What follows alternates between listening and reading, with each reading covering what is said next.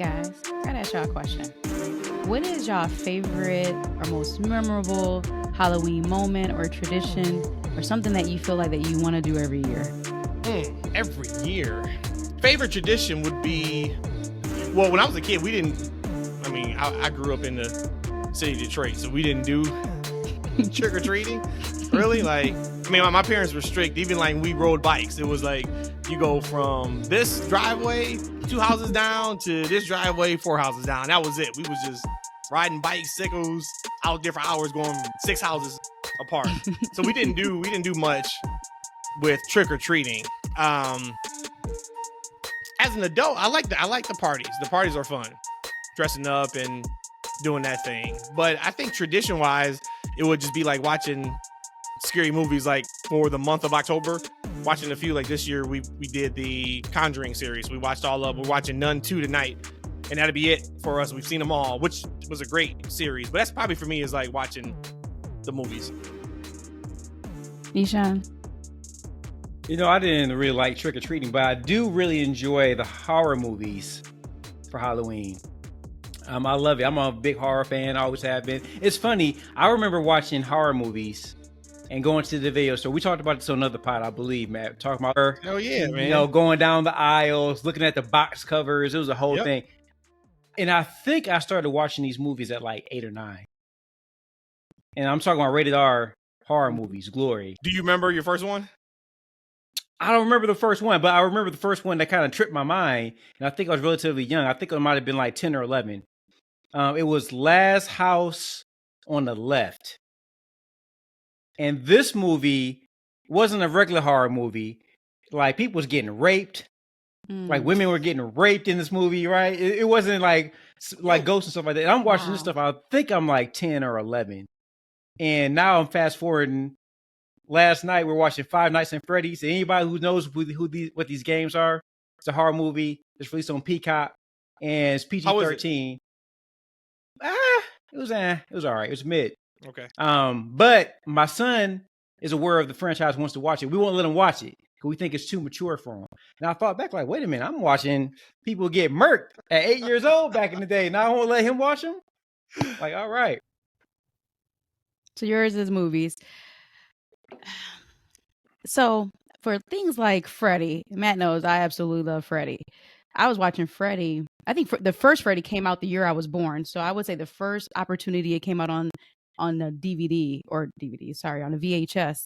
That's when I was watching it. It's actually I think it's child abuse, the age that I was watching the Freddy movies and the Leprechaun movies and all that. I probably had to be only 3 or 4 years old. Earliest memories was that. But I could watch Freddy movies any time of the year. So I'm going to just probably land with the partying, being an adult, getting dressed up to go party for Halloween. That'd be my favorite. And you've had some pretty fantastic costumes in the last few years. Mm-hmm. This is last year's costume, a scarecrow.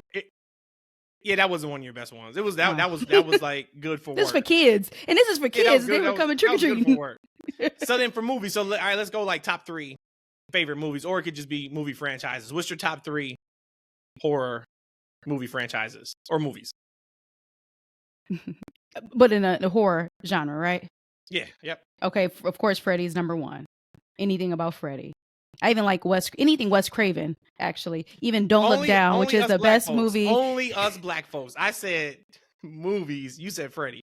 That ain't a movie. It's Nightmare on Elm Street. No, it's Freddy. It's Freddy. It's Freddy. Actually, I think they did have a couple movies it's called Freddy, though, to help her out.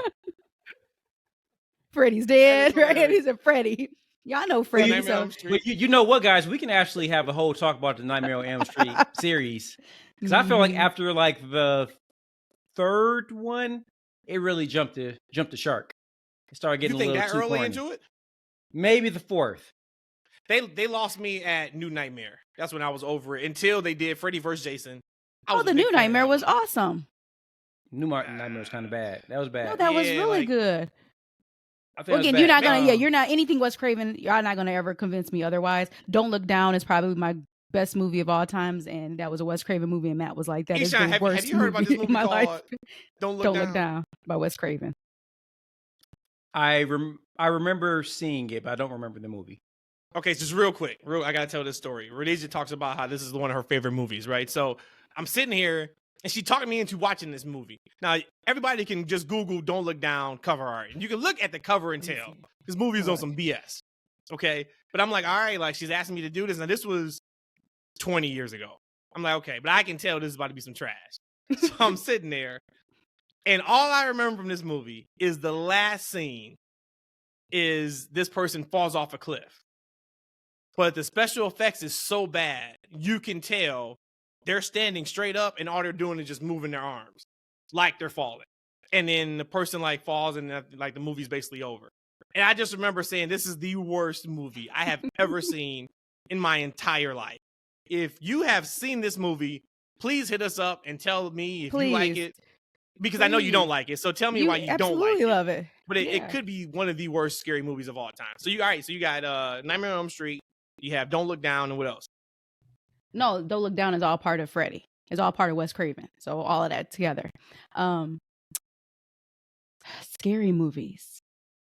Can I let E go first so I can think of the other ones? Because in my life, it's just Freddy. All Freddy. So, but I want to, it's all Freddy. But I want to think about that.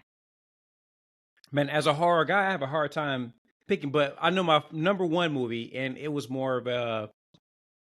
I don't know. It was a horror movie. I'm gonna put it in there. My favorite, one of my favorite movies of all times is The Lost Boys. Favorite. Never seen it. That's a great movie. Would you put that under horror? Well, I'm cheating because it has vampires and people are getting killed, right? And it had jump scares, right? So it can kind of go in there. But you know, with the Corey Heyman and Feldman, I mean, love. That's one of my favorite movies of all time. Another favorite of my horror movie is called Night of the Demons. Not sure why, but I really, really enjoy that movie. You guys have to just look it up. And then my third one was the Night of the Living Dead remake, the one where Tony Todd was in there. Night of the Demons. What year is that? Night of the Demons. 1988, 1989. What, between 87 and 89. I'm not sure that's your time. And Night of the Living Dead. 1988.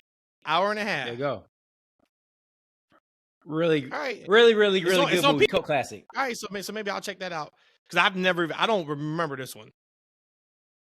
I've never heard of that one. While teenage girls hold a Halloween seance in an old funeral parlor to scare their friends. Is that it? That sound right? Yep. Oh, yeah. Okay. It was 43% Rotten Tomatoes for critics, 57% for the audience. But if E said it was good, damn it, I'll give it a try. Hey, Don't Look Down was 21% Rotten Tomatoes. Should have been -2%.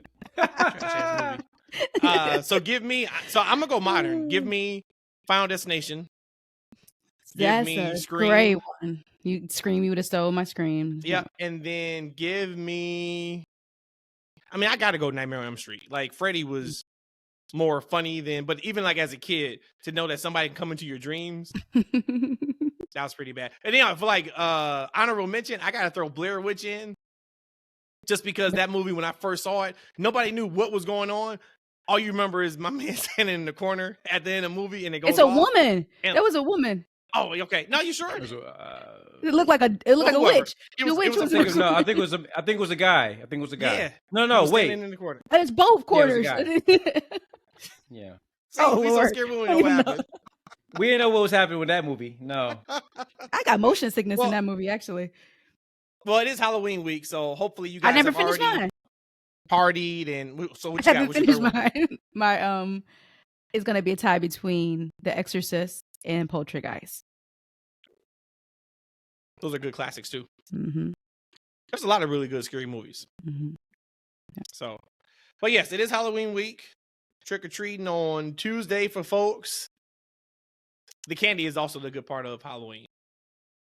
My sweet tooth is like out of control, so it's a daily struggle for me not to be 700 pounds with the way I like to eat sweets.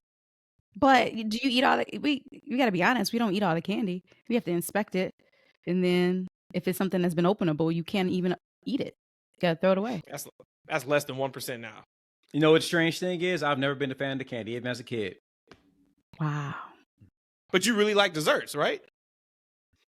I like baked desserts. Okay. So like they're not putting that in the basket. No. But you'd be surprised. Some of the things we see now. Yeah. I remember Matt a couple years ago got money from one house. He got something a couple years ago. I was like, you know what? We must live in a really nice neighborhood because I don't know how. Oh, one house had pizza outside. Yeah. For the kids. Yeah, I've seen that. Yeah, just That's like grab fun pizza and cool. and they had candy too. So shout out to whoever that is. You're the real MVP. All right, let's get to wrestling. We talked Halloween. Oh, favorite Halloween wrestling moment though, being from Detroit, it was Halloween Havoc. I think 90, maybe 96. And So is this like WCW? With it. WCW. Yep. Okay. They were at Cobo Hall. It was Hulk Hogan and Paul White, Big Show, on the roof. And of the Cobo? Hogan, yep, and Hogan knocks Big Show off the roof. Okay. And we like, oh, so he died. This was like on their pre-show. And then like he comes back and wrestles the main event like nothing ever happened. Google that one too. I'm doing it right now. Craziness. Episode 78 of That's Freakin' Wrestling TFW podcast. You guys know who we are. We are the Triple Threat. I am Matt, your host, joined by my co-hosts, Eshaun and Rhodesia. Shout out to all of you guys, as always, for supporting us, listening to us. We love you guys. Appreciate you guys. Let's get right into it. And I just want to start with Paul Heyman's the GOAT. Paul Heyman is the absolute GOAT of talking. I think we've already submitted he was the GOAT of like managing, advocating. But like what he did on Friday SmackDown with correlating Solo's finisher to Cena's biggest thing he's still bringing to the business, which is promos. Like, all right, man, you got it. Like you can sell anything, and not that I wasn't down on Cena and Solo. I was like, okay, that'd be like a fun match to watch. Like I could take it or leave it. And after that segment, I was like, damn it, you got me again. You got me again, Heyman. So he's the GOAT. I just wanted to start with that. He's the GOAT. When I heard that, and actually in the moment of that, watching that promo, I'm like, he knew the assignment. Well, first off, he made the assignment, knew the assignment, and just killed it. He did it perfectly. He did it absolutely perfectly. He got that Samoan spike down to where it's so over. Not saying that it wasn't over before. We know that that was his finisher, but he made it to where now it makes put just that much more. Do I like a referee? You do know I'm talking right now, right? Do I like a referee? Do I like a referee? No? All right, I'll take it off. I'm sorry. Proceed. I'm done. My bad. Okay. Easy, your turn.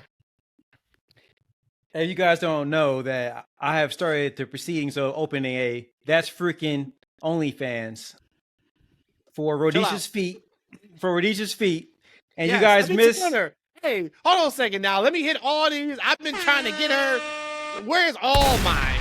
I'm gonna go until I just can't find any more. Like, what else we got? And we're gonna drum roll until we launch it. You know what I'm saying? It's not a joke. You know, like we gonna hit them all. We gonna hit them all. I'm sorry, man. I ain't want to step on you. What were you saying? And right before the show, you know, Matt's undressing as we're going into the show. I mean, nipples out, and you know, the head's exposed. Everything's just hanging out. Head exposed. We gonna have. Oh, man. We gonna have. What? That's Freakin' OnlyFans. Matt and Rhodesia doing it big in Chicago. So, but yeah, back to what Rhodesia said is Halloween, and I'm like, I should have wore something, and she's like, wear the referee outfit, and like we literally are like starting the theme music, and like I had Matt come through it, and I had to make a quick change. I feel like I was like on concert. You know how like in between songs they change wardrobes real quick. That's why the ass was out. So the ass was out. The head was out. 10-yard penalty. Chill out. Stick to the wrestling talk. We are off the rails already. This pod already started. Like, dang. Sorry, guys, but hopefully this is fun for y'all. We give them what they want, toes and ass. Oh, That's Freakin' Wrestling. I miss my girl Liv. Speaking of back and ass, I miss my girl Liv. Oh man, when she get fired, I thought like her Fansy account gonna be off the hook. But yeah, Heyman. That's why we love wrestling. That's Freakin' Wrestling right there, y'all. Yep. Like just how it was masterful telling how he was really selling that Samoan spike. Mm-hmm. And really selling John Cena and what his voice means to him, his career, right? Movies, etc. I was like, man, this is just masterful. I love this is storytelling. This is why we love wrestling, is those kind of moments. I thought that was just great. It was great because and it wasn't needed either. Like say if he didn't do that, he would still be like, okay, it makes sense because Bloodline's gotten into Cena's business, vice versa. That all right, insider talk there made me feel more important. Yep. What were you saying? I think we talked over each other. I was just saying that the props he gave to John Cena to enter in the ring, just saying, hey, I remember in OVW, the person who was going to be the number one, I even said it was going to be you, John Cena. Just from the moment, all his facials from coming down to the ring, the first interruption from when Cena was talking, it was perfect. Perfect. Word came out a few days ago, which we knew this already, but I guess it's official because the Observer reported it. No Roman Reigns at Survivor Series. Looks like he's going to work Saudi, which is Saturday, against LA Knight, and then his next scheduled show is going to be Royal Rumble in January. What's your guys' thoughts on that? And what I mean by your thoughts on it, let's kind of like, not deep dive it, because we've talked about his schedule for a long, long time, but his last match on TV was SummerSlam. He's worked one live event since, which was a couple weeks ago, I think against Sammy, if I'm not mistaken. Actually, it may have been last weekend.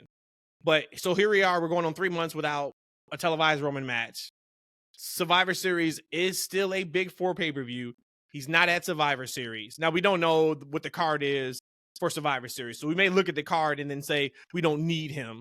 I think you always need like your top talent, especially if they have one of your championships. But what's your guys' thoughts about him not working a Big Four pay-per-view?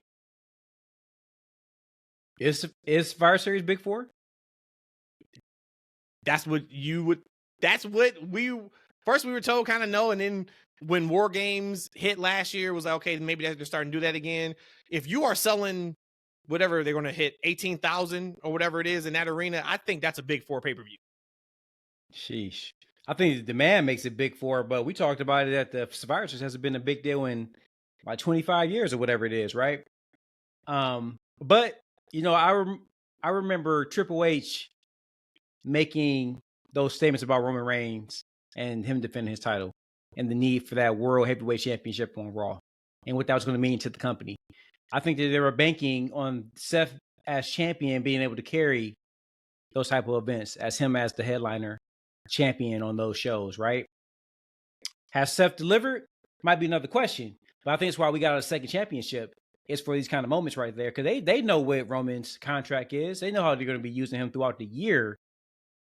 Hopefully, I'm going to predict a Logan Paul win at the Saudi show, new U.S. champion. You have Seth as world champion on the show. You have maybe a new U.S. champion in Logan Paul. Will that be enough to carry a top four pay-per-view in front of a huge audience? I think it might.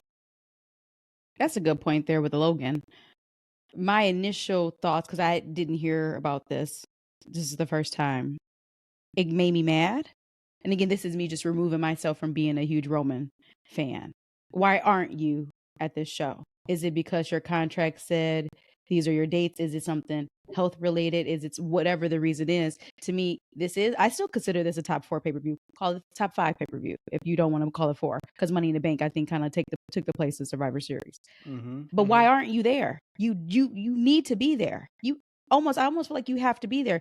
Even if you're not even having a wrestling match, you should still be there. And then to the point of, I remember when H said that we need a fighting champion when he unveiled that.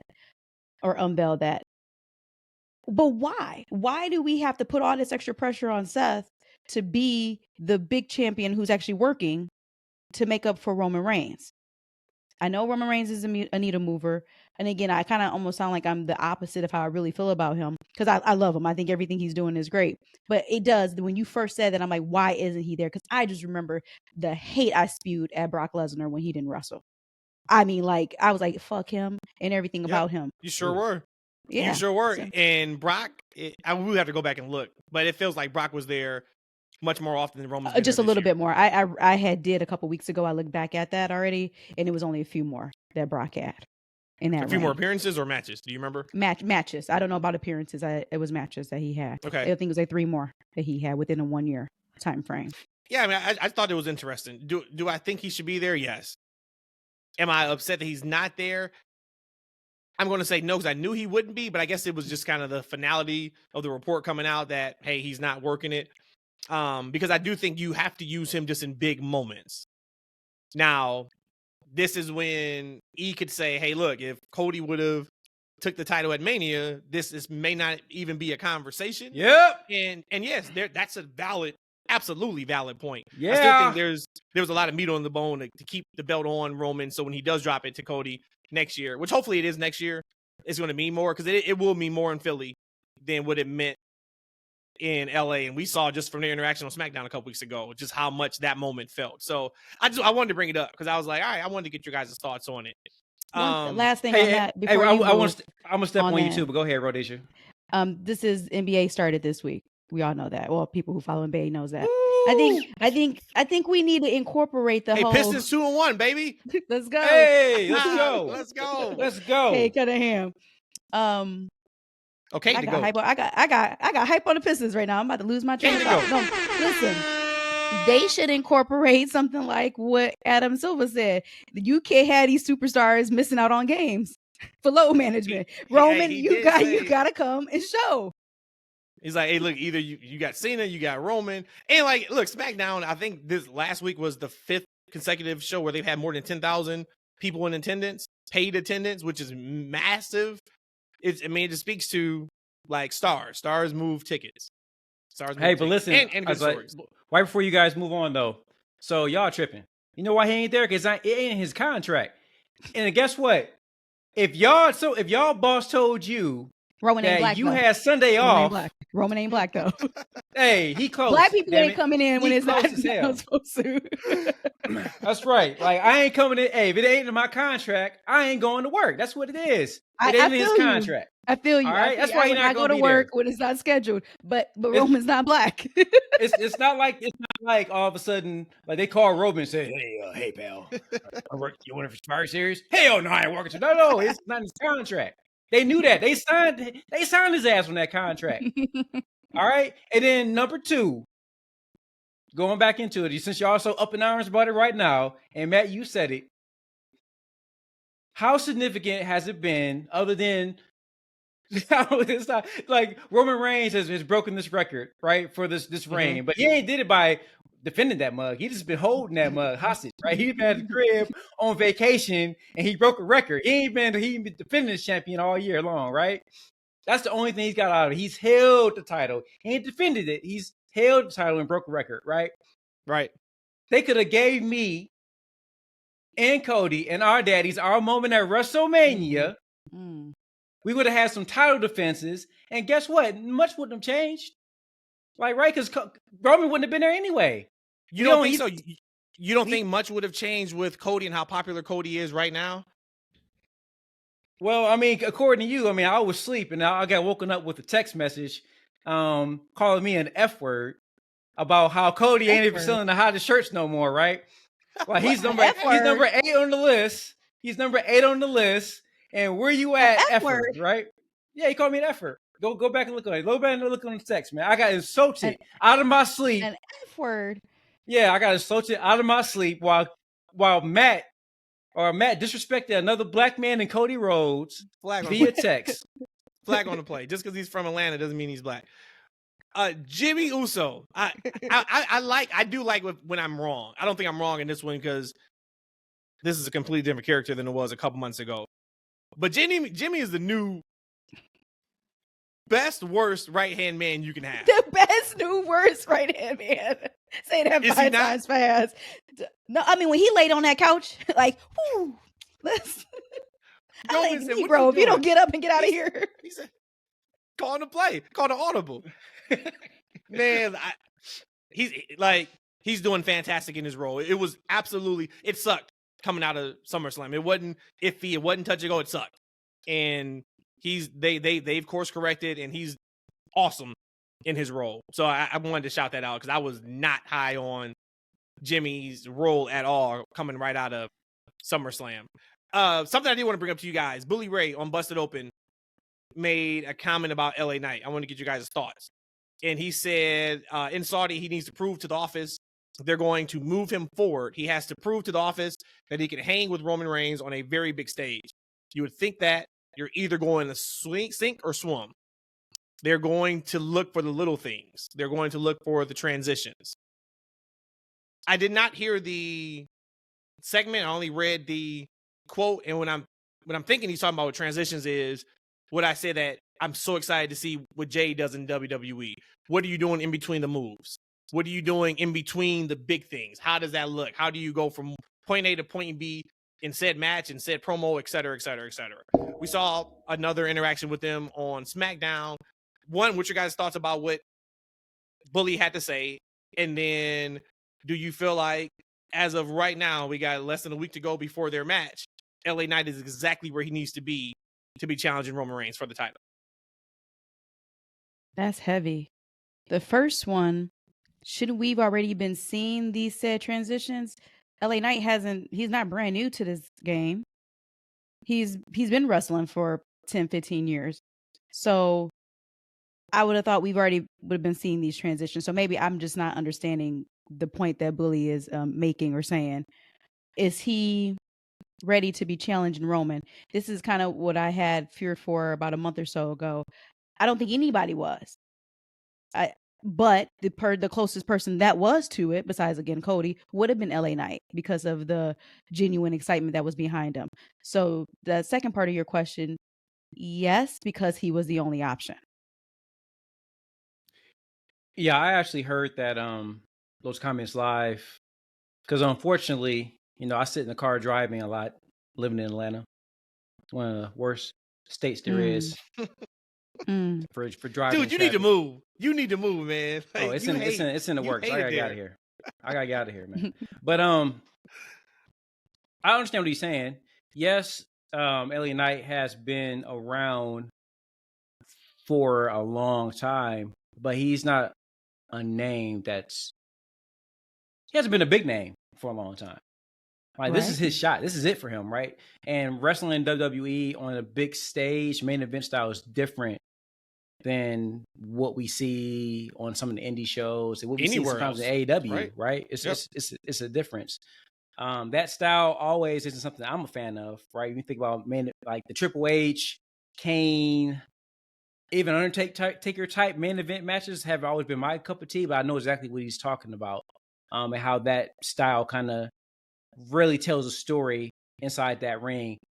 I think that LA Knight's going to step up. I think that for me as a fan, I've seen the growth in him as a performer over the past year. I think he's getting better and better in the ring. He's getting better and better on the microphone. I know there's a lot of discord about, is he just a one-liner? Is he more than just those one-liners? I think he's transitioning. I think he's learning how to kind of navigate in this landscape. I think he's figured it out. Do I think he's going to go over? No, but we can discuss that maybe next week. But I think it's going to be a great showing for him. It's going to be something that's going to allow him to build his character up more, right? Because we still don't know who LA Knight is, what he wants, what motivates him. But this can be used, and I think even more so than Cody. So I think at the time it was like too much too soon for Cody. But I think there was a long 20-year story with him, with his dad and his uprise from starting when he was 19 up to where he's a 38-year-old man. We don't know that story. We don't have that backstory with LA Knight, right? So this can be the beginning of that for him, right? This loss, it can be even an embarrassing loss for him at Saudi, right? That can be a story of struggle that gets him to the mountaintop for next time, right? So I think next week, this is going to be a beginning of a great story for that man, LA Knight.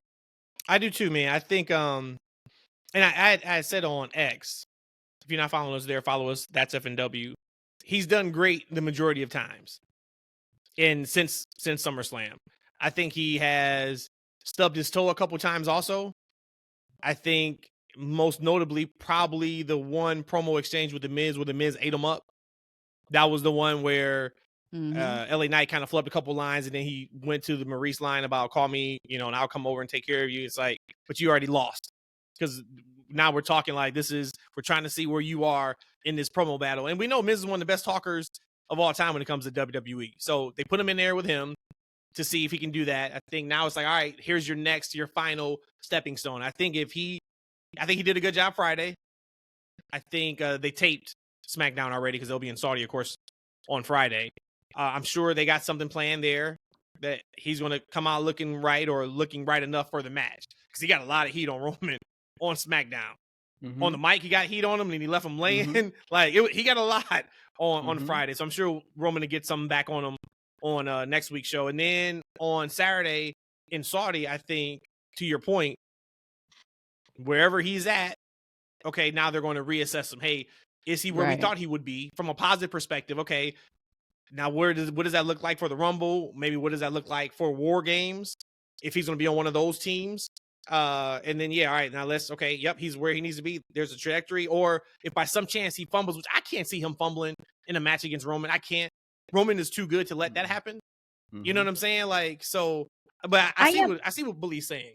I'm a tiny bit, though, concerned, if that's the word I want to use, on how this match style is going to look, because Roman can be very, very slow and methodical in his matches, and I don't know how that's going to play out with LA Knight style. I'm a little bit maybe not. Oh, like for instance, if this person and this person goes together, I know this is going to be a banger of a match. I don't feel that way fully with these two. It'll be better than him and Jay from SummerSlam, guaranteed. Put my money down on it. Take that one to the bank. If you are a betting person. Oh, yeah. It's 10 in a row now. I've lost by one leg on the parlay. One leg on the parlay.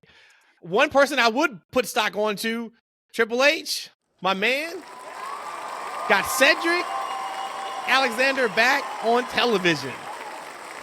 Hell of a showing with Dragon Lee. I hate the good showings, but I knew he wasn't going to beat Dragon Lee when I saw that match. But when I saw the promo package, that's when I got excited.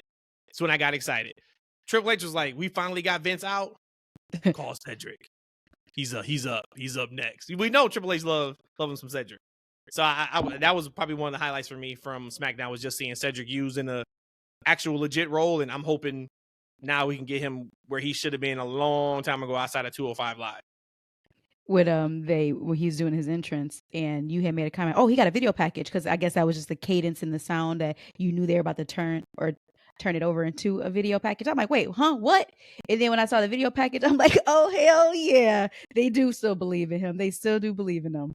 I'm like, okay. And great showing again with him. But we always known this about him. He's always been good. But he ain't 205 no more, I'll tell you that much. No, that boy puts muscle on. He 225, baby. Yeah, he a big dude now. Yep. But yeah, I love that video package too. That's actually what I had to know about. I'm like, oh, all right. Swole's husband's back. Yep. He's back, man. And he should have never left. And I'm sure we'll get to it at some point. But they're talking about like some of the changes that Vince McMahon has made on the show. I don't think a lot of changes he's made have been horrible, but I think it's definitely we're seeing who he wants and doesn't want on those shows. Like you're starting to see a lot of people return back onto the shows, like a Nikki Cross, well, Piper came back, now like Cedric, and it was and they made it a point to talk about in that video package with Triple H raising his arm. Yeah. Like, right? Almost like he's like, yo, I brought him in. I'm bringing him back. We're going to do something with him. And he had a nice match with Dragon Lee. I'm hoping this is for, we're going to see more than just him having the quote unquote, Matt loves him. I don't know why you acting like you don't like these great showings. You love them. And I'm hoping this is more than that for him. I like it when it is, hey, it was a great showing and now we're being pushed immediately after that. What I don't like is just I go back to Caden Carter and what's my girl's name? Tag team. Katana Chase. Katana. Yep. They brought him up. They've had multiple great showings and then nothing. Mm-hmm. Like, I'm good on that type of great showing. Oh, speaking of great showing too, let me hit the air horn. Round of applause to Chase U and Valkyrie, Little Valkyrie on NXT for winning those championships. I did not see Becky losing like that. Jade was there, which was a fantastic touch. Another really good show by NXT. Chase U is ready. I think Chase U is ready. I think they have a lot of people that they're now ready to be moved to the main roster. And we've said a lot. We don't have to keep belaboring the point, but just to see how far that promotion has gone, where you think like maybe 12 to 18 months ago, it was like 2 people that could be ready. And now you can say, hey, there's probably like 6 to 10 that can make an immediate impact on either Raw or SmackDown. That speaks to the work that they're doing down there. So shout out to everybody down in NXT. Y'all have anything else? This popped up, and I was like, I can't wait to talk about this. Y'all got anything more on SmackDown or NXT before I move to Ronda Rousey's next move in wrestling? I don't know if it's me having higher expectations after it became a reality or not, but I'm going to say I feel Carlito's return has been so underwhelming. Is it, was he made to come back just as a utility person, or was he supposed to have some star power coming back? Hey, you know what though? I actually thought the exact same thing when he brought him back. Like he comes, like, I don't know why he's there. Right? Just to kind of put him in a fact. And you know, it might have been one thing if the LWO was like super over, but they're not. So he's kind of come and he's kind of in a cold faction right now. But I mean, there's story there, and they're continuing to develop it. But with the NXT thing, guys, I'm surprised we didn't just go right into that earlier. We were talking about Halloween Havoc, because that is Halloween Havoc.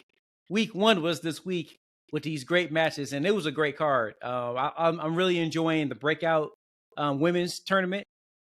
So next week we're going to see my girl Lola Vice.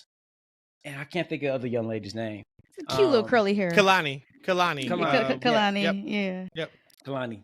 In her Spider Gwen outfit, I thought that was really cool. I actually was surprised that Ariana Grace didn't win. I kind of expected her to kind of get to the finals, but she doesn't really need it because she actually has a really nice character out of the bracket too. But I love to see my girl Lola Vice come over.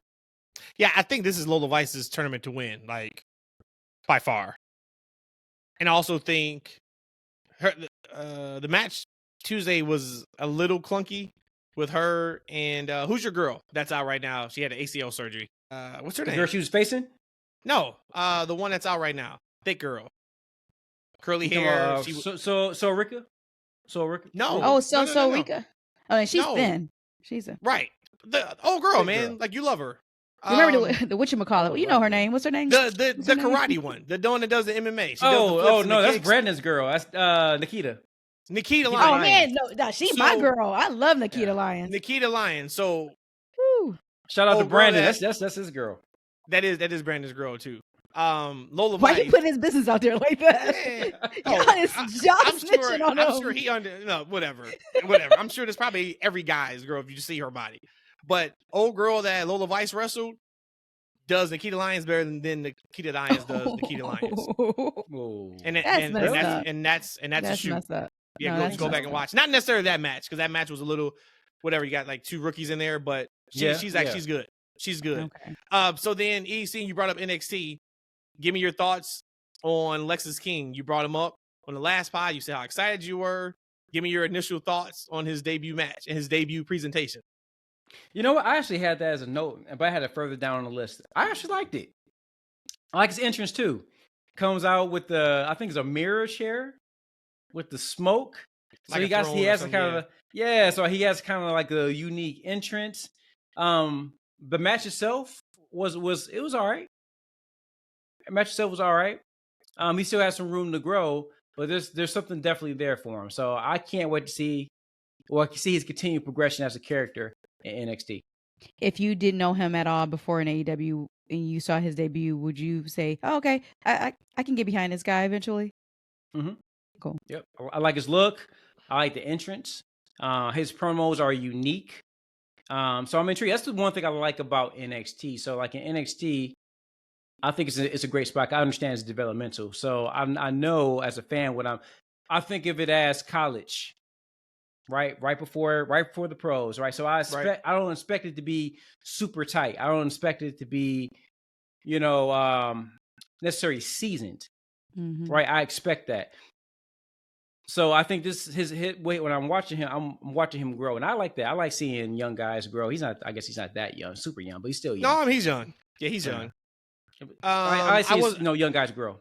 I wasn't as high as you were on it, and that was my worry with the promos. Last pod when I kind of said how they were setting them up.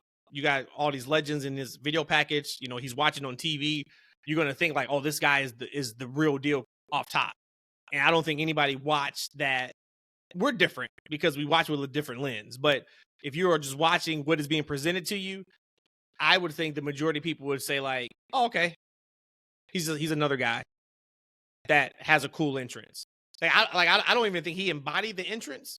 To be honest with you, like it was just like, okay, it's cool. It was what I was worried would happen. Like I personally wouldn't go out of my way to look to watch him again. So say like if I really don't watch NXT weekly, but I tuned in because Brian Pillman's kid is wrestling now. Let me tune in to watch. I think if I just watched, from his entrance to his match, I would be like, all right.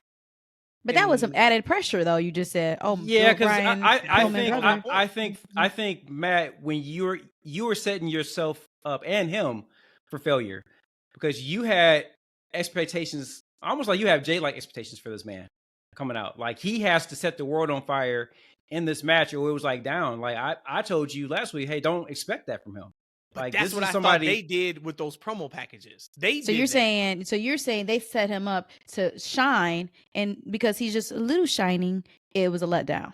Yeah, like because those video packages were some of the best pack. We sat here for weeks and talked about, damn, they've made Pillman more important. I think you said.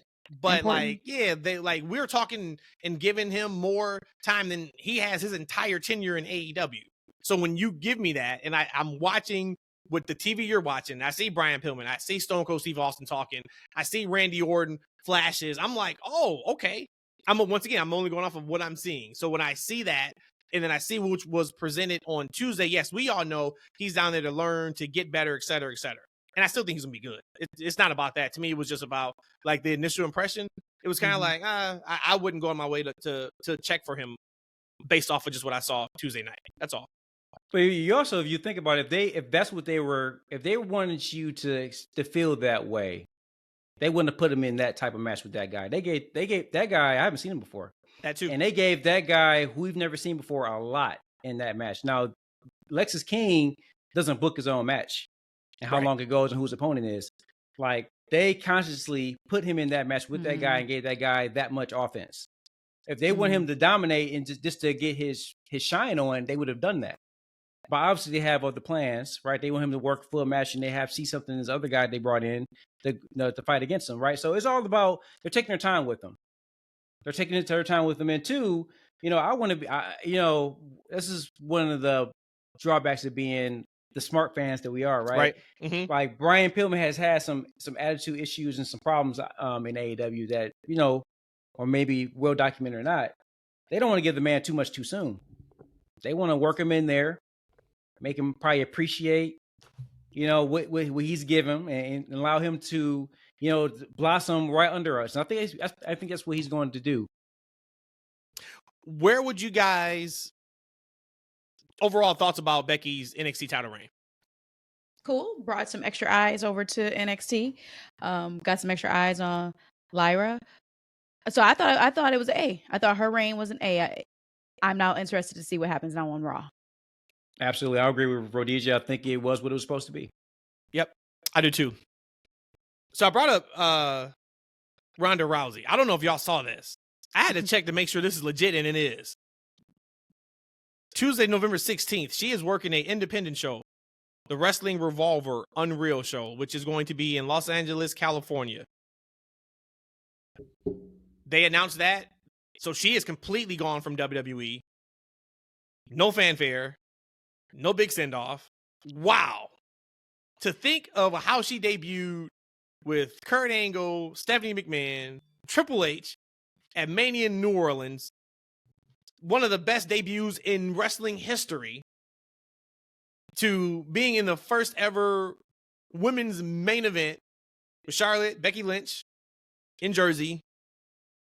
2 years later, puts over one of her best friends at a SummerSlam in a match that was what it was, to now working indie dates. Wow. What are we to make of this? I guess besides us getting that Ronda Rousey is all elite graphic here soon, but besides that, what is going on? So, I like to support people of our culture. Cody, Ronda. I don't care about Ronda. Flag on the play. She's one of the best MMA fighters in the history of the business. You got to care about her a little bit. A little bit. Not at all. Okay, I don't even want to say this out loud, but when I saw that, I thought I was drunk when I was reading it on Twitter, so I put my phone down. Well, were you drunk? To sleep. So, let's start there. Were you drunk? I don't know. So that's why I was like, it's a possibility. So that's why I just put the phone down, because I'm like, oh, this ain't even a real website or something that I saw that on. And so she has to own this independent company, does she? Or does she not? Because I don't know why you would.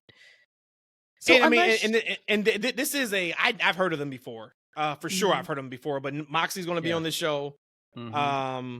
Who else? But so the Indies. Our boy Gringo Loco's going to be on the show. Oh, I love him. No, I mean, so I think Alex Shelley's going to be on the show. So Wrestling Isn't Revolver Marina? Marina's going to be in there too, right? I think she's going to be on that show too. So yeah, so this is a well-known or a very nice independent promotion. But to see Ronda Rousey going from WWE, and I'm guessing she's happy, and that's at the end of the day, that's all that matters. And I was going to say that if she, you look at somebody like Cody, who left WWE, and he said, nope, I'm going to just take my path and start it from indies and work my way back up. We know that Ronda is an athlete, a fighter, and a lot of times your victories are the small things. If she felt like, and I'm just kind of speculating here, if she felt like her run in WWE wasn't the best because of maybe her shortcomings here and there, let me go into indies and let me work on that. I just thought she was just done with wrestling, but because clearly she's not, maybe she's just trying to go fill in the blanks of her career and try to find and build. When she came to WWE, kind of like what we talked about with Jay, what we talked about Alexis, they're coming with all this pressure on them. This is allowing her to go out there and figure out who you are, who you want to be, and thrive in that. And if she's there with her girl Marina, even better. She's now in a safe environment too. So I'm happy then to hear kind of how all this worked out. But I thought she was just done with wrestling, but I guess not. Hey, Matt, you said a scary thing to me, man. If this leads to let's go, baby. Let's go. Go ahead. Ronda Rousey is all elite. Go ahead, man. We getting that graphic, bro. We getting that graphic, and we gonna get that graphic. We getting that graphic December 30th at this pay-per-view. What is it called? All Worlds or Worlds is Over or something like that. December 30th. In Jersey. I know. It's called. Oh shit. I'm not good at quick witted. What was WWE's old Armageddon? It's Armageddon. Armageddon is going to be AEW's Armageddon, where MJF is going to announce he is staying with AEW. Huge pop in front of his hometown crowd. We get the Rousey All Elite graphic. We get something else. It's coming, man. Hey, if y'all thought we had some doozies of promos from her in WWE, just imagine what we would get in AEW. But no, she's in the indies, so she's going to work on that. She's going to get better at that. Just don't talk. Just treat that her too. Like the rest of, treat her like the rest of the women's division, Tony. You don't let them talk unless it's like Tony Storm. You know what? Let's move on, please. Who told you it was open mic night, bitch? Treat them like everybody else. It will be just fine. All right, so let's talk about AEW. Let's start from a couple of notes from Wednesday and then work our way just to last night on Collision, because you haven't seen Collision yet. As soon as we're done, if you got time tonight, you got to watch MJF and Kenny Omega. Incredible match. But we'll get to that. Let's start with Swerve. Swerve is the man. Swerve's been the man. Swerve ain't missed in months. And him showing up to Hangman's house and giving the baby free merch, I was like, dude, crown this man. Give him every single title. That free merch though came with a consequence, though, Matt. I mean, it depends on how you look at it. I look I at look it at it as as he he threatened that called the child. baby. He said, Did "You he gonna though? pay for the sins of your father?" Yes. That baby didn't just get no free merch. That baby got marked. That's what that baby just got. So I can't get mad at MJF for throwing drinks on little kids, and I get mad at Swerve for marking his little infant. Breaking and entering. He Hey. killed that though. He killed it. You can tell this ain't real life though, because that was another black man going to someone's house like that. Oh, I mean, absolutely wasn't. this You gotta really suspend your disbelief. Hey, I gotta make sure my kids never see that scene because that's cool for Swerve. It ain't good for us, son. Okay, But that's some nuclear heat right there. Again, Yep. Another great guy who has left the monster and had themselves gotten better and bigger. Awesome. And it's gonna be great too to be able to kind of look and maybe we have a conversation like maybe this time next year and just crown him as potentially probably being the best person who's jumped from WWE, NXT to AEW outside. no, of it's like without Ryan question. Daniels. He is. Yeah, He is. like he is completely different guy. So love him. Shout out to him. I did want to Hey, bring this real up. quick. Yeah. You know what? Swerve reminds me of a young Chris Jericho. In what way? Not from like a character standpoint or even a wrestling standpoint, but just somebody very creative. Because if you remember Chris Jericho in WCW, like that whole run was him. Like with Rufus, I don't know if you probably didn't see that, Rhodesia. But like part of what got Chris Jericho super over is how entertaining he was in WCW. He wasn't even a promo guy back then. All of a sudden, he became a great promo, became very entertaining. He had the Rufus thing. He was wrestling Dean Malenko, and he was calling him Stinko Malenko, and he would always like mispronounce people's names. Dean Malenko was like the man of 1,000 hoes. Well, Chris Jericho was the man of 1,001 hoes. Just things like that. He creatively. Armbar. Oh my God! Standing armbar, laying armbar. He creatively put himself on the map because creative didn't give him any of that. That was all Chris Jericho, and it parlayed him into having like one of the greatest careers. Right?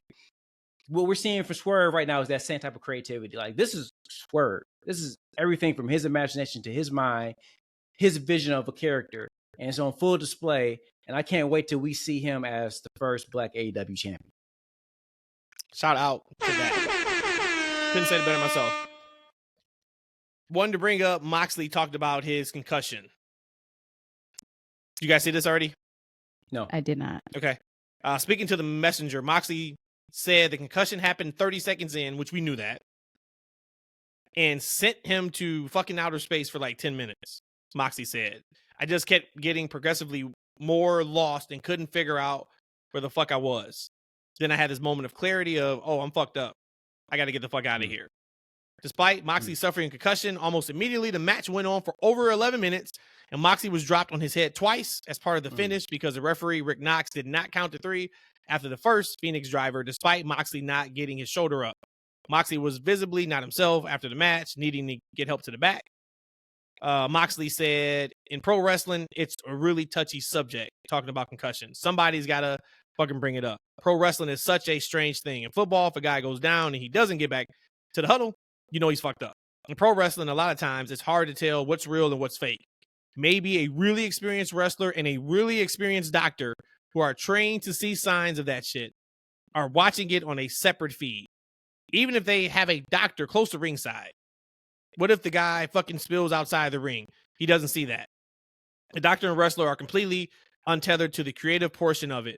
They have no idea nor any interest in what the story is, who wins, who loses, or how long it's supposed to go. If a guy fucking spins around and something and the doctor goes, is he okay? The wrestler can tell him, that's just a pro wrestling thing, don't worry. As far as solutions to spotting concussion in wrestling matches, Moxley suggested, as soon as the doctor sees a sign of somebody being concussed, he just hits the fucking red button. Boom, this is over. No matter how much time is left, no matter if it's on live TV, it's just over, and you figure it out from there. React. we talked about this before. Like when that first dive, Moxley looked like he was out of it. This is early on in the match, and so I didn't know. You know, it was 10 minutes later, but I know when he got dumped on his head, and then when Knox didn't count to 3, like, bro, what are you doing? Mm-hmm. Obviously, this man, like, I don't know about the doctor stuff because, as Mox said, like, look, we're not wrestlers. You know, we don't know the ins and outs as much wrestling as all of us have watched, right? Like, we're not wrestlers. We don't know what really goes on in there and how the inner workings of working the actual match. But they do. There should be better protocol in that company or in WWE in general to where they can spotlight these things. For one, it should be if they should just go back in the day, well, like WWE back in the day, like if somebody gets counted out, they get pinned, you just get pinned, you just get counted out. Let the storyline fix it later on. Because one, if a dude doesn't know where they are in a match to be able to kick out of 1, 2, 3, there's probably something wrong. Right? Like these wrestlers, they should know at any moment, okay, I'm being pinned. This is the finish. I need to kick out. If the guy doesn't realize that, something has to be wrong. So you just go ahead and count that, check on the guy afterwards.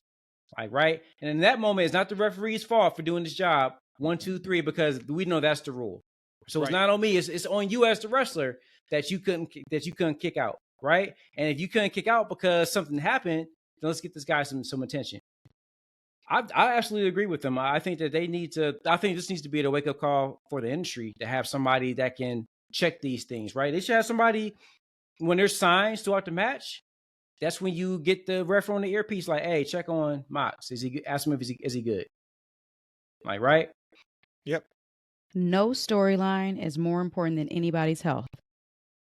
I became such a deeper, even MMA fan because so many hits in a fight, they'll call it quick. There's been times I've been like, you called it too early. But the point is you're protecting the person, the human. For Moxley to come out and say that, it kind of breaks my heart to hear that's how that 11 plus minutes went for him.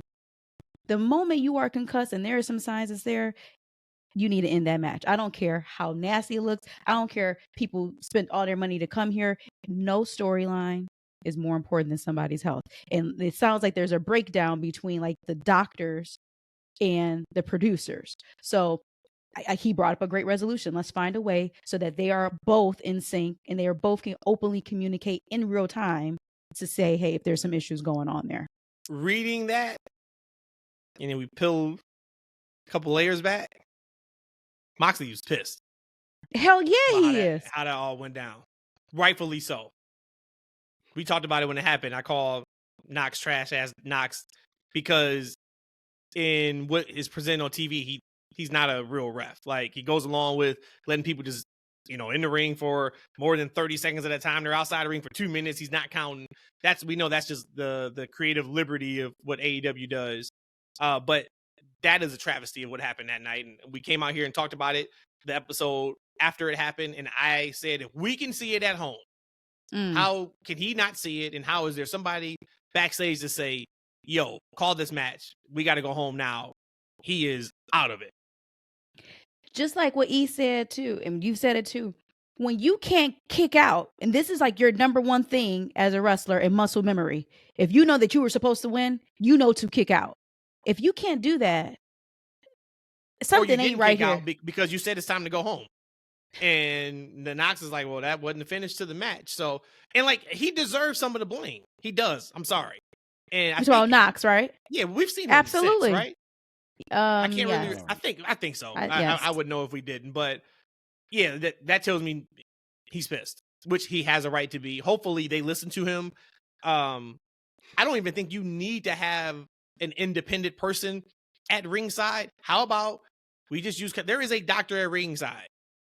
He is there for those type of things. Somebody's got to get in that ref's ear and say, "Hey, check that out." Referee checks him out. And if the match needs to be stopped, match needs to be stopped. But for him to have wrestled another 11 minutes after that, when we can see like, yo, he is done for already. That's not cool. Man, but they have a history of this, man. We talked about it before, like with Matt Hardy and Sammy Guevara. That was the other one. A year ago, and he fell. I mean, he fell and hit his head on the floor, and then they took him to the back and because he passed whatever they thought he passed, he came back out. No, Yeah, no. bro, just to get the spot in. Like you can't do that because that sets extremely dangerous precedents. And that's again along the lines of Punk leaving WWE, not a particular concussion, but just being hurt. And again, you're putting the business before this person's health. Like that makes me really, really, really sad that he had experienced that. yeah. And then speaking of injuries, word is from PW Insider that's a legit shoot Bryan Danielson injury. Dude. Broken orbital bone from Wednesday, which was a shocker to me. I mean, I felt like the finish of Dynamite was like, I was like, okay, I already wasn't kind of high on the match because I felt like you used Okada just for a quote unquote normal match. And like, why are you using Okada for a normal match? Like, let's build this up if you're going to use them, et cetera, whatever. So I already wasn't like really fully invested. And then when I saw Bryan go down and he's just laying on the outside of the ring, and I'm like, okay, well, if he was really hurt, he'd roll and they would stop showing him. But word is he's actually hurt. So that sucks. But it may be time for Bryan to For the give rest it of up. the year, right? He's done for the rest of the year, right? That's what they're saying. I mean, he's getting hurt every 3 or 4 times he's going out there and working a match. So this is I'm about to get on my soapbox a little bit. I'm about to complain. Here's my area of the week complaining about AEW. But I think, to me, this is a perfect example of why and how they need help writing episodic TV. So one of your biggest stars gets hurt at the end of Dynamite, kayfabe or not, shoot or not, because after I found out it was a shoot injury, I'm like, does that change my opinion on it? And it doesn't. I'll tell you why in a second. That was how Dynamite ended. It took them 53 minutes on Collision to bring up Bryan's injury, and they shot a Cesaro promo talking about Okada, this is your fault. Orange Cassidy, this is your fault. I think him and Orange works this week for Dynamite, and then he's like, Okada, wherever, if I got to go to Japan to find you, I'm going to find you, and when I do, it's on. 53 minutes. Then they get the announcers on, and announcers saying he's out for the remainder of the year. He got hurt, broken orbital bone, it sucks, et cetera, et cetera, et cetera. You start Collision with that promo. It ended Dynamite. You start Collision with it, with Claudio cutting that promo, and I called him Cesaro on purpose. With Claudio starting the same way, you have the announcers put over, Bryan is out, he's injured, he's hurt, he's out for the rest of the year, it sucks. Man, Claudio looks pissed. He's wrestling tonight. What is he going to bring to the table? It was a squash match that he worked. Then you start Collision. That is how you write episodic television. You cannot go 53 minutes when one of your top stars is out and you don't make a mention of it at all. Because to me, what that sounds like is it's not that important. And now knowing it's a shoot injury, you still could have done it. You have the promo pre-taped already. You just start the show with it. And now what that does is it makes people feel like, whoa, what happened? Maybe you get some extra viewers on one of your shows because it's a continuation. And this is not a draft. They don't have only people who only work Dynamite and only work Collision. It is still the majority of people can bounce and go where they want to. I thought that was a massive miss. I didn't think it was anything wrong with it until you just brought it up. It's almost like you're trying to not write the best possible story or show because you had something unfortunately happen that you're right. You should have started this next show with it right away. It was already made for you to bring it up. So like before you said that, I had no issues. Thought never even crossed my mind. Why didn't they bring that up earlier? Because I was happy that Claudio had a video package to talk about it and address it. I was happy about that. But you're right. If you would have just had it at the beginning, I probably would have been like, well, let me go back and watch that Dynamite match to see where that happened at. Yeah, I mean, we talk about creativity. I think that Tony Khan is great at booking matches and creating great moments. He's great at that. Like, We've seen him make some outstanding pay-per-views. What was it? All Out? What's the last one? The last one we just All had. Out is the big one. Not the one in Wembley. Was that All In? That was All In, right? Yeah, All In was Wembley. All Out was in Chicago. All Out, right? All Out. I mean, you guys said it was one of the best pay-per-views of the year, right? And it seemed like it was kind of, he made that within maybe a few days, right? So he's great at doing that. But what he's not great at is creating episodic television. It just is what it is. That's not what just get some help. Forte.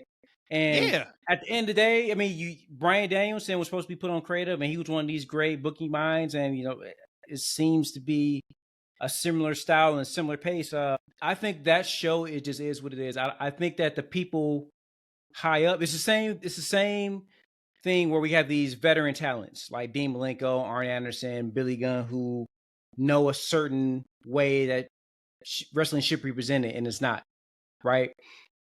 It's just the people running the show have a different philosophy on what wrestling is and how it should be presented, and this is what we're going to get. So we can talk we're like the old man yelling at the cloud on this one, right? It's going to be what it's going to be. Like, Tony Khan's not changing the way he sees or books wrestling, period. Not like it. He is the new Vince McMahon. This is his vision for pro wrestling, and we got a lot of people like Rhodesia and, you know, all of the guys, Tyler and all those other guys who love this style. This is what they like. So he's going to continue to brush over those kind of concerns because this is pro wrestling. I'm just here to make matches. I'm here to put on Kenny Omega, MJF, first time ever on Saturday night at 9:30 with little to no promotion behind it. That's what we do in this company. So I'm not going to sit here and get upset about what they should and shouldn't do. I know what it is. I know next week we're going to get Okada for MJF for the World Championship, and they're going to tell me an hour before the show. That's just what's going to happen on that show. And you know what we going to do afterwards? That was the greatest match in the world. Tell me what match was better than that. That's what we going to do every week. So it is what it is. I'm not complaining about that. He should hire like Hollywood producers. Because the episodic he needs somebody that knows how to write TV. Because also some of he's really good at, which you could also say he's almost great at. He's great at booking matches. He's also great with long-term storytelling mapped out over a 3-month pay-per-view time period. So what I mean by that is take Adam Cole, MJF before this injury. Fantastic TV. I am sure Tony knows when it's ending and how it's ending. I'm sure he knows it.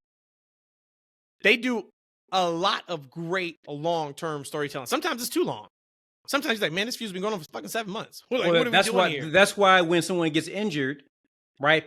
Team members, or not team members. I'm watching too much basketball. I'm about to call them teammates. That's why when wrestlers, like, they go in hiding for a while because, you know, he wants to pause the story that he wanted to tell, right? So he's waiting for the other guy to come back. Yeah, he's waiting for the other guy to come back before he actually does his thing. But yeah, so I want to give him props for that, because even right now, this MJF story, everybody wants MJF. Everybody wants that title. I think this story is fantastic because this is one of those stories where you say, why doesn't this happen all the time in wrestling? Why are people not banging down the door of Roman Reigns or all this saying like, look, man, this guy's not even on TV. Give me a title shot when he shows back up. Like, what are we doing here? This is what should be happening. You got Samoa Joe. You got the Bang Bang Gang. You had Kenny Omega. You got, I mean, there was like 6, Warlow. There was like 6 or 7 people. Yeah, that is on MJF's neck right now. And what I'm hoping a little bit, because he's pulling double duty again at Full Gear. I'm hoping this pay-per-view in December, which is in his hometown, I hope every match is versus MJF. I hope this match is a fucking 8-match card and he's in every fucking match. He's got to defend his title in every match. I think that would be incredible. So he has the foresight, the vision. It's just the tweaks week to week. Okay, how are we getting from this week to that week the best possible way? And that's where some of the misses come in. Last miss I'll bring up. Some people may think this is small. I remember Michael Cole telling this story years ago. Who? He was on commentary. Michael Cole. Okay, sorry. He was on commentary, and they did a run through of Taker was. I think this is when he was supposed to. He had the cross, and I think either it was Austin or it was Stephanie, and they were supposed to put him on a cross, and then the cross was supposed to levitate or elevate. That was what the run through was supposed to be. So he's like, okay, that's what we were doing. Something happened where the cross didn't elevate, didn't levitate. he ends the show by saying about the cross being in the air. But it wasn't in there. Vince gets on his headphones. You stupid son of a bitch. The cross is still on the ground. Okay? He should be calling nobody a son of a bitch. Yeah, but that's funny. He said he'll never do it again. Never do it again. Call what you see. Call what you see, AEW. On Collision, House of Black shows up during the match. They cut to him in the crowd. Commentator says, and was that a few seconds later? And was that Julia Hart on the entrance ramp? I think I saw Julia Hart on the entrance ramp. They never cut to the entrance ramp. There was no Julia Hart. Match is over. Lights go out. Julia Hart's on the entrance ramp. They stooged off Julia Hart being back. Because then they go, oh, it's Julia Hart. She hasn't been here since blah, blah, blah. And then she snaps her finger. Lights go back out. Now House of Black's in the ring. I'm not going to spoil the whole segment for you because that's also something to go back to watch. We get a whole lot of physicality, some returning members, some alliances, good stuff. But point is, you didn't call what you saw. You didn't miss it. Like, you call what you see. So that was also something I was like, oh, that's kind of rough. But overall, you brought up MJF, Kenny Omega, and you kind of said it in like a tongue-in-cheek kind of way, but I think you may have an issue or a problem with that match being on Collision instead of a major pay-per-view. They got a problem with having that shit on a 9:30 on a Saturday night. That's their problem. If they want to have that marquee super match, first time ever on the Collision in front of like 300,000 people, I should say, that's their fault. That's their problem, not mine. I can go back on DVR and watch it. But it was timing specific, though, for that. Again, we should have known about this much sooner than Dynamite. That's 100% sure. But it was the timing of it. He eclipsed the amount of days. So I can see why it was on just Collision and not on a pay-per-view. Hell no. Yeah, I think, man, this is a dual-edged sword. Vince McMahon rolling in his grave right now. He's still alive, but I get your point. I get your point. He was in Saudi with Undertaker for Fury. Yeah, and Francis. He was out there with the cane. He still had the mustache? Oh, yes. Okay. Out there looking like Walt Disney Sr. I'm kind of like, I'm back and forth on this. One, because this was the thing of, I'm trying to wrestle you so I protect my title reign of the days. I thought it was a great way to get people to tune in to Collision. I don't have a problem with it. I can see people's thoughts like E. If you look at it, max, it was 10 days of notice because that was when MJF initially said something the 3 days later or something like that. And then just 3 days on Dynamite. And you say like, no, this is one of your biggest matches that you can possibly produce. Why are you giving it away on Collision? Well, Collision's been struggling in the ratings. So maybe it was also a power play from TNT. And maybe they didn't particularly ask for Kenny versus MJF, but maybe they said like, hey. They sure did. Somebody was like, you know what? Give me Kenny, MJF, or else. For the title. I mean, no, they could have. I mean, they may have said, look, we can run the Hangover again and get more viewers than we're getting for Collision right now. I'm just saying, we don't know. We don't know, but no, that's a real thing. A lot of the movies that were previously in this time slot, we're getting more ratings than Collision's getting right now. Jeez. Hey, you know what though? Eric Bischoff said. Hey, Eric Bischoff said that a lot of those movies are in their catalog, so they don't pay for them. Right. So in some ways, they're more profitable. It's basically like free. It's free television. But the AEW fan are the boxing fans. They are the MMA fans. They are the WWE fans. They are the college football fans. They are the basketball fans. We know that too, because pro basketball sports in general is putting a hurting on both WWE and AEW, which whatever, it is what it is. But yeah, so I just wanted to bring that up, those two things. So you having kind of an issue with it just because that match, are you feeling like it just should have been protected for like a main event at a pay-per-view? Hell yeah, that's the equivalent of their Roman versus Cody. Imagine, you know, imagine Triple H putting Roman and Cody on Saturday Night Superstars at 9 p.m. Eastern Standard Time, right? And giving us like a week notice about it. Or, you know what? Actually, maybe 10 days ago, because, you know, I was whispering in the guy's ear for a couple weeks about this very thing, right? And this was the payoff of me whispering, no, they're gonna make that. This is the difference in how they present their superstars and how they present their money matches. They would never put on a big match, a first time match like that in such short time notice without a huge build up and it being a major moment. This is what I talked about before. You gotta protect your moments. And they don't protect shit. Yeah. they give it up. They like a new hoe. Right? They like a new hoe who ain't never had the D before in their life. So they giving it to everybody. It's all for free. Hey, what's that Drake song? For free. It's called For Free. Yeah, for free. For free. You know what it is. You know what it is. If my media board was working, I'd hit you with the shotgun blast. AEW is called Loose Booty Wrestling. They giving it up for free, wet and nasty, to anybody who want it. The good thing though is at least we they blown out moments. At least we get a ton of moments though. So like it still feels good when we get them. But they do blow through them. They do blow through them. So we losing it here. What else? We talked about the end of Dynamite. We talked I got a quote. Julia Hart. Yeah, what you got? I got a quote. And I was going to just say it off the top of my head, but sometimes I'd be flubbing my words. I just read the quote, okay? I also know there's not a God, because if there were a God, you'd be dead 20 years ago. Christian Cage on Ric Flair on Dynamite. Okay. Flag on the play, Christian Cage. Whoa. Flag on the play. And you know what was great though? Flair was like, that was pretty good. He couldn't even hide his smile. He was like, that's some good shit. All right, man. He said, "You right." Is there not a low for Christian Cage or what? No. He is going to hell with gasoline draws on. I'm telling you. Those are must sees. Those are must sees for AEW, man. I haven't watched it, but I gotta watch that segment. Give me Christian Cage, Swerve Scott. You know, they don't win it right now. But Dynamite is a great show. I'm telling you, Dynamite is a great show. There's a lot of room for improvement. It absolutely is. But Dynamite has a lot of great pieces. We just got to get somebody like a director to put it all together, make it a symphony.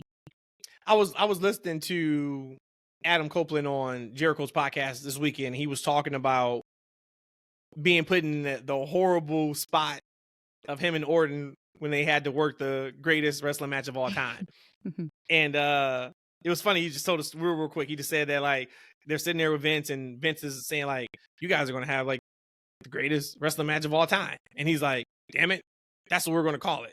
And Edge is like, he's sitting there like, oh my God, like you talk about being set up to fail. And what he said was they used it, and it was one take, you know, and then just go back and listen to it. But the point is, he said like the angle they went at it with was like a love letter to wrestling. You know, they wanted the referee to have the old school blue shirt on. They wanted all that. They wanted the microphone to come down like it used to in MSG. So like it was like a love letter to wrestling. And what I think to me, that's what AEW is. AEW is nothing more or nothing less than a love letter to wrestling. There are so many things that they do that you're just like, only people that are hardcore fans will appreciate this the way they need to. It's like, we just want to give the best product weekly, and we'll figure out everything else from there. And that is an incredible problem to have. And it's not even a problem. It's just incredible promotion to have at our fingertips. But that's what it feels like. It's just like, we are going to, like the Flair thing. And that's kind of where I wanted just to take that with. You got Flair now with Sting. He's going to be with Sting, they're saying, until he retires. Until Revolution. Yep. Yeah. For us who remember Sting against Flair in WCW, it's incredible, right? But if you don't remember that, it's kind of like one of those things of like, I don't care. But they do so much where maybe a large percentage of people care and maybe a small percentage don't, or vice versa. But it's like one of those, just if you get it, you get it. Well, like, see, I don't know. I don't have that memories of them two going at it, but I know it's something special. I can still just say that as the type of wrestling fan that I am. So for me, I get a sense of feel goods in my stomach from that, because I know that they used to be in WCW together. And then for them to kind of, I'm going to be here when you retire. To me, that's beautiful. That's completely beautiful. Now, I can only imagine if I was somebody like y'all who did watch them go at it, I probably feel even more. whole. Last thing about that, it's a love letter, but to a different wrestling fan. Because I think if you think about the audience 18 to 34, like I don't know how many of them remember that time for Sting. Because a lot of the wrestling fans might have started in the Attitude Era, where Sting was the Crow Sting, and Ric Flair's on his kind of way out a little bit with the Four Horsemen. They don't know about the early 90s and late 80s about the Ric Flair and Sting connection. They don't really know the significance of that, right? It's almost kind of like the AEW wrestling game. It's heavily influenced by No Mercy, which was from 25 years ago. Like a big part of their audience didn't experience that game. Like, right? So like it's nostalgia for an older part of fans that the overall product doesn't cater to. So I don't know how many of the older, I don't know how many young fans say all that say this. I don't know how many of the new fans really appreciate that moment. They appreciate Ric Flair and Sting. I think it might just be a present to Sting, because I don't know if their audience really understands the magnitude of that moment of them and that history. Mm-hmm. And I don't know if they have enough older fans that actually are around to really understand the moment either. So I think it's one of those moments it's a cool moment for people who understand it. I don't think it's a lot. Right. Same thing. I mean, like QT cut a quick promo. He's Triple A champion. He cut a quick promo on Collision, basically just saying that like I've been here because I've been around defending the title, and now I'm excited to defend this title here in AEW because we are supposed to have the best luchadors. And when he said it, I was kind of like, we don't need another fucking title in AEW. And then I had to stop to think to myself though and say, but if you can defend another title from another promotion on this TV show, if I'm taking it just at face value, how cool is that? You're right. As fans, we're winning. And I love how you said it. AEW puts on shows and matches. It's a love letter to the wrestling fan. Yeah, I hate to tell you, man, nobody give a damn about QT to finish shit, man. They can kick rocks with that. But people who love AAA probably love it and is happy to be able to see this. Because how do you watch AAA in the States? Can we? I don't know. I don't know if you can. Oh, I did find out you can watch Impact on YouTube for just $1.50 a month. Yes, I was going to tell you all that. I may do that. Yeah, I may do that. Impact Plus. $1.50 a month. Yep. No commercials. Yep. I may do that. I just found that out last week. I was like, that could be a win. So everybody has a price. I guess our price is $1.50 a month. Yeah. Well, I mean, Impact is worth much more than $1.50 because if you asked me about ROH for $1.50, I still wouldn't get it. No, I wouldn't though. I wouldn't right now. I wouldn't buy New Japan World for $1.50 a month. Whoa. I would, of course, for Wrestle Kingdom in January, but I know I wouldn't watch it. I wouldn't have time to watch it. Got it. Yeah. All right, y'all. What else? I am tapped. I think I hit everything that I wanted to hit on for this show. Me too. All right. So then that is a Rizzle Rap Pizzle Pat. Once again, happy Halloween to everybody that celebrates. After you guys listen to this, after you give us a 5-star review and comment on our socials and on all of our platforms that we are on. We're on everything. Apple Podcasts, Spotify. I think Stitcher is no more, but Google is. We're everywhere. If you put in That's Freakin' Wrestling, we are there. All right. So after you do that, go watch a movie. Give out some candy. Do all the kind of good stuff. We'll be back on a Wednesday. We're going to break down the Saudi show on Saturday. The show is shaping up to be a really good show again. They got another really good one. So that may be like the majority of our Wednesday show, kind of talking that one through. And then we back on Sunday to break it down.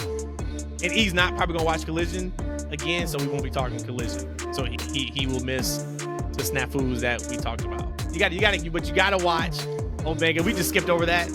Omega MJF. I know what you said, E, about, we talked about All Out being one of the best shows of the year. That match is one of the best TV matches of the year. And I love the way, I don't know who produced it. Shout out to them. Because whoever produced Sheeta, who did Sheeta wrestle Wednesday? Ruby. Abaddon. Probably needs to be fired. Whoever produced that, because they made Sheeta look stupid, and Ruby with the spray paint and all that kind of stuff. But that was awkward as hell. Whoever produced MJF and Kenny Omega, give that person a raise, because they worked a perfect television match. What I mean by that is when it was time to go to commercial break, they hit a big move right before that, and they were down on the cell for 90 seconds. They came back when it was time for the cameras to come back, and they worked that match. They worked about 30 minutes, and it was fantastic. So kudos, chef's kiss to everybody involved in the main event on Collision last night. Until then, we are out of here. We will talk to you guys in a few days. Peace.